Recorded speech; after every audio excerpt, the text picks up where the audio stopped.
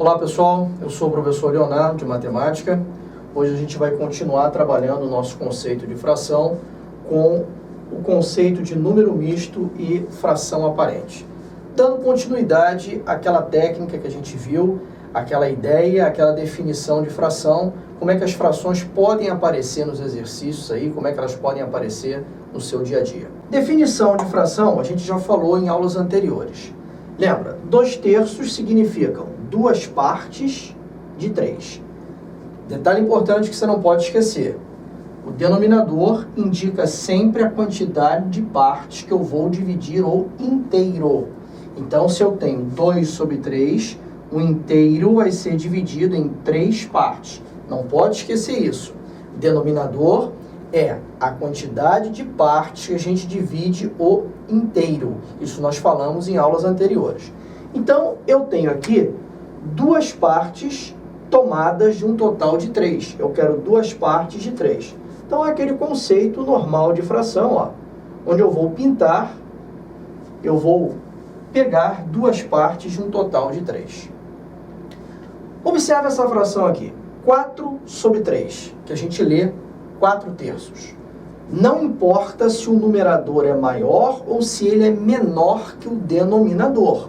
Você observa aqui que o numerador é maior. Isso não importa. Por quê? O meu inteiro aqui continuou sendo dividido em 3 partes. Tem aluno que acha, porque o numerador é maior, então eu vou dividir o inteiro em 4 partes. Não. Você divide o inteiro pelo número do denominador. Não pode esquecer esse detalhe. Então, nós temos aqui 3 partes que o inteiro foi dividido. Mas, professor, eu quero 4 partes de 3. Como é que eu vou conseguir fazer isso? Então, eu tenho 3 partes que o inteiro foi dividido. Eu vou pintar 1, 2, 3 partes. Mas eu quero 4. Está faltando uma parte. Então, eu faço um outro inteiro dividido em 3 partes e pinto a parte que está faltando. Então, veja bem, eu dividi o inteiro em 3 partes, aqui dividido em 3 partes, e pintei 1, 2, 3. Mas como eu quero 4, eu tive que fazer um outro desenho. Então, eu tenho 4 partes pintadas de um inteiro que foi dividido em 3 partes. Vamos ver esse caso aqui. 7 partes de 4. Novamente, o inteiro foi dividido em quantas partes? Em 4 partes. O denominador é que manda essa divisão. Então, eu vou pintar 1, 2, 6, 7. Porque eu quero 7 partes do inteiro que foi dividido em 4. Ora, o que na verdade aqui você está observando que está acontecendo? Quando você faz esse tipo de representação, automaticamente você percebe que você pintou aqui o inteiro todo, tanto aqui quanto aqui. Então, isso aqui representa um inteiro. Isso aqui também representa um inteiro.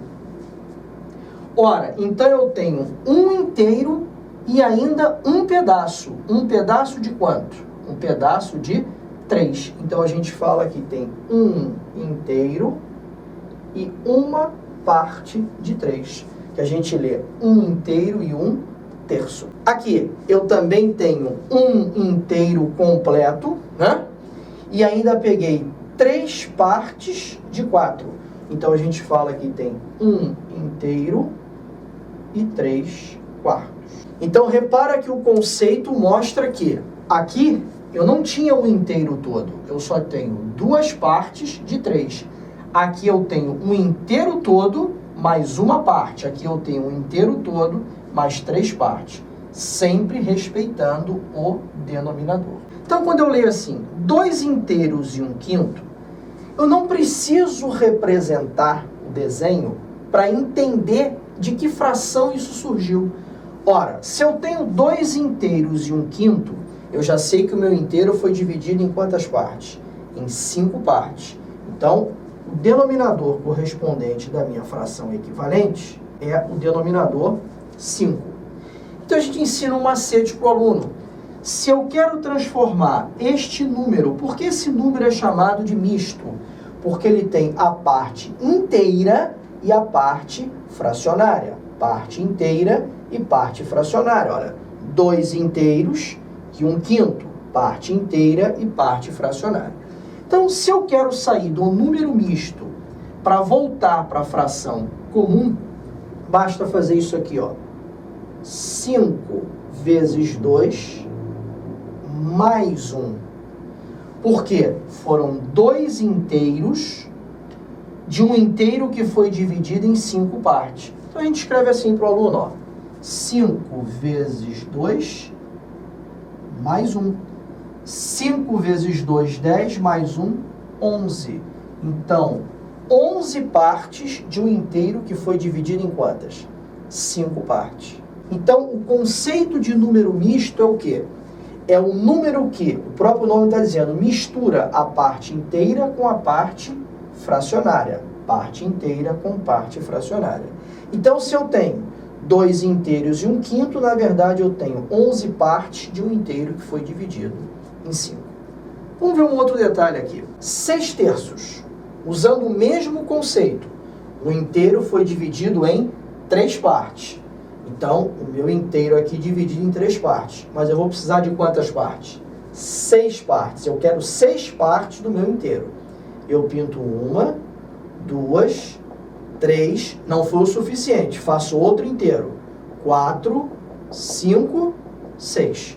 Então, agora eu tenho 6 partes de um inteiro que foi dividido em 3. Observa uma coisa. Isso aqui não é um inteiro. Isso aqui não é outro inteiro. Então, na verdade, nós temos quantos inteiros aqui? Nós temos 2 inteiros. Não tem nenhuma parte aqui que ficou fracionada. Como foi aqui, ó. Ficou fracionada essa parte aqui ficou fracionada. Então, quantos inteiros, na verdade, eu tenho aqui? 2 inteiros. Então, a fração 6/3, ela equivale a 2 inteiros. Por isso, pessoal, que na prática a gente fala o seguinte. Por que 6/3 é uma fração aparente? Porque parece uma fração, mas na verdade é um número inteiro. Então, 6 partes de 3, na verdade eu estou fazendo 6 dividido por 3. Então, eu tenho realmente 2 inteiros. Professor, mas por que você não fez isso aqui? 4 dividido por 3. Porque 4 não é múltiplo de 3. 7 não é múltiplo de 4. Eu não consigo dividir de forma exata 7 por 4. A partir do momento que 6 é divisível por 3, eu tenho uma fração aparente, porque na verdade isso aqui é um número inteiro. Vamos ver uma aplicação aqui. Que fração do ano representa 19 meses? Eu sei que o ano tem 12 meses.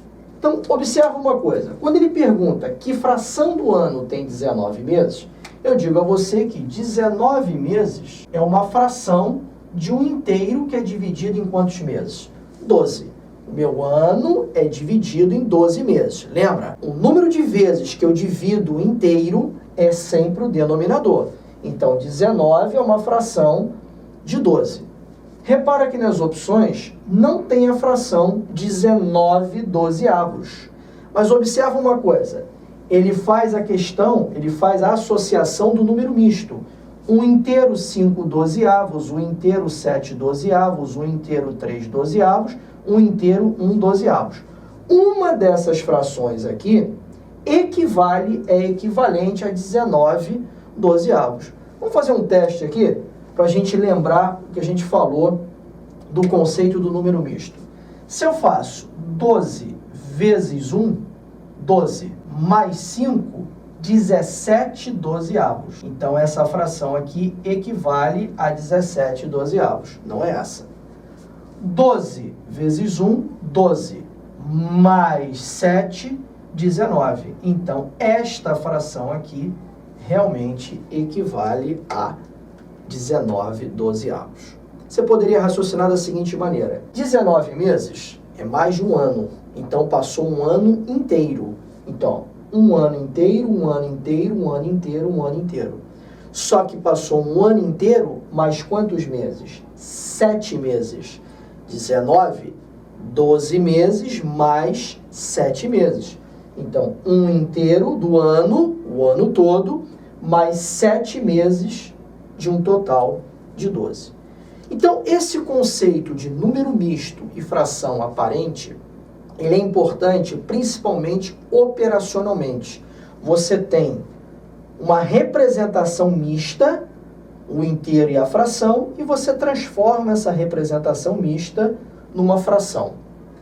Você tem uma fração aparente, onde esta fração pode ser transformada num número inteiro.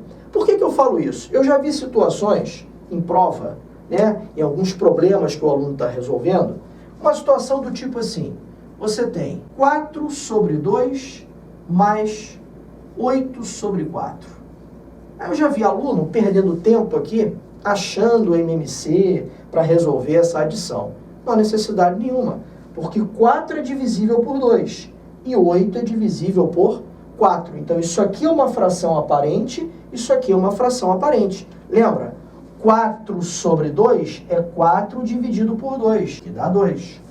Mais 8 sobre 4 é 8 dividido por 4, que também vai dar o quê? 2. Então o resultado da soma dessas duas frações não é uma fração, é um número inteiro. Por quê? Porque elas são frações aparentes. Ok, pessoal? Um abraço, até a próxima.